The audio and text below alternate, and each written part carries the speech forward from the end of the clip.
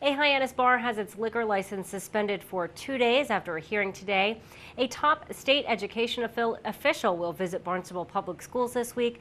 Plus, Cape Cod Community College has a surprising connection to the World Series. These stories and more on this episode of Barnstable Today. It's Monday, October 28th, 2013. I'm Sarah Mannel.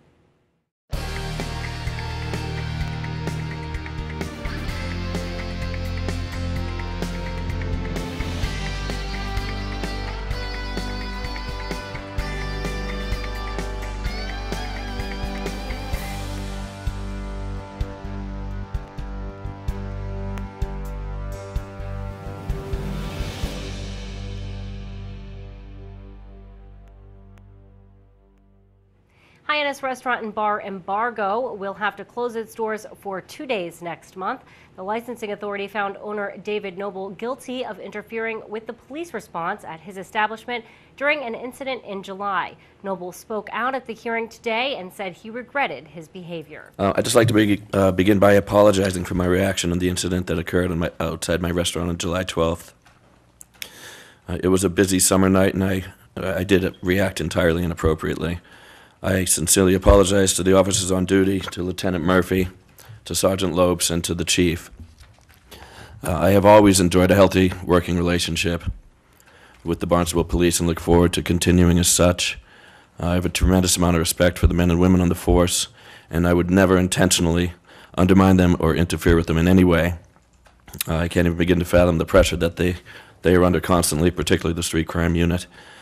For me to think for 1 second that I would know how to handle a situation like they were handling that night better than them is absurd. I was 100% wrong that night. Commissioner Gene Berman shared his thoughts on what action the board should take against embargo. I agree that we shouldn't penalize the whole for the error of one, but we have to have some sort of control. And the record that we have in front of us showing several violations, not necessarily of supervision, but violations to the point that we have to recognize those. And I would follow Lieutenant Murphy's recommendation, Mr. Chairman, but I would say 2 days rather than one. The authority voted to suspend embargo's license for a period of 5 days, with only 2 of those days needing to be served. 3 days will be held pending any further violations. The State Commissioner of Education is making his way to Barnstable this week. Superintendent Dr. Mary Schakowsky says the commissioner is touring many school districts across the Commonwealth. Thursday morning, he'll begin his tour with Coffee and myself and Kathy Amato at Hyannis West. He'll be visiting the multi-age classrooms, some math classrooms, some reading classrooms, and then from there he's going to move on to the high school, where he'll be greeted by our senior class officers and some students, as well as the staff there. And we'll be touring B2B TV. We're going to be visiting an English classroom, as well as the computer lab, as well as our art classroom. So it's going to be a busy day at the high school. And then we're going to conclude the tour. There's going to be a focus group from about noon to 12:45 in the library of the Barnstable High School. We'll have an opportunity to talk with our staff, with parents, with our school committee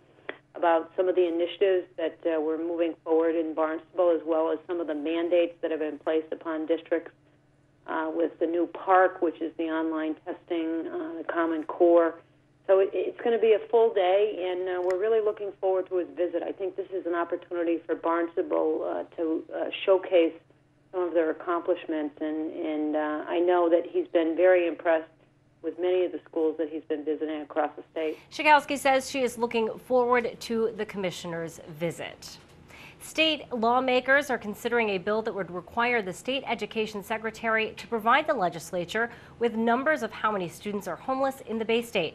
Dr. Schakowsky says she has seen the problem of homeless students firsthand. We hover around 100 students who are potentially homeless, and this could be students that are living in shelters, students that have doubled up with other families, and that are in transition, that may be living in motels.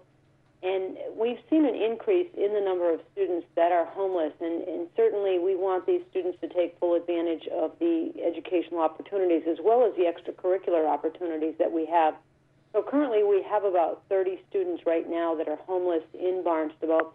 And, I have to say that Gina Hurley does an outstanding job in working with their families, very well in communication with the students. And, I was speaking with Sean Gonzalez prior to him writing the article in Sunday's paper, and he was telling me he was on his way to go visit one of the students who agreed to speak with him. And, I shared with him just the fortitude that these students have to be able to come to school, and the persistence, the resiliency to come to school, to want to learn, even though they're struggling in very many different ways than other students can ever experience. So, hats off and kudos to them for their desire, their willingness to get an education, to get as was stated in the article, that the girl that he spoke with, her desire to get a high school diploma, because with that diploma, many other opportunities and doors will open for her. Some lawmakers say the bill would help educators better evaluate the number of homeless students and then coordinating graduation rates.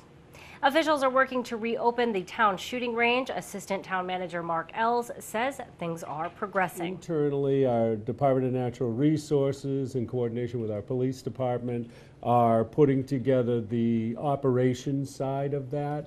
And, it progressed as we thought it would. We had had discussions with the chair of conservation, and certainly Rob Gatewood.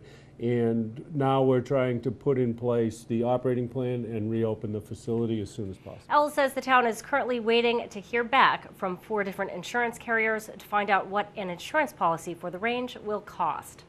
The ongoing World Series has special meaning for Cape Cod Community College. Spokesperson Michael Gross says a former baseball player for the college is right in the middle of the World Series action. Probably was up way too late last night, watching it again last night. But we do, and how exciting.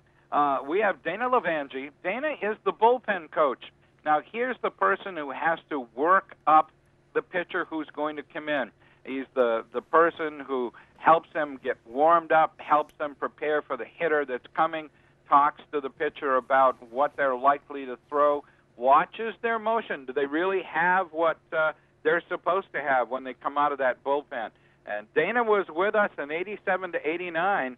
The college at that time had significant sports teams. He was a great catcher, and we were able to find our wonderful archive staff was going through the student newspaper and found a 1989 issue of Dana right behind the plate in baseball, playing for the Helmsmen, which was the mascot and the name of our sports teams in baseball at the time. So it is really exciting. Dana is sitting there in the bullpen.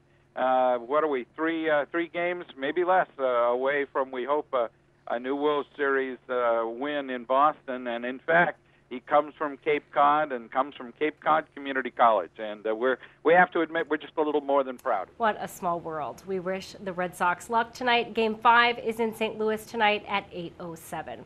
For Barnstable Today, I'm Sarah Mannel.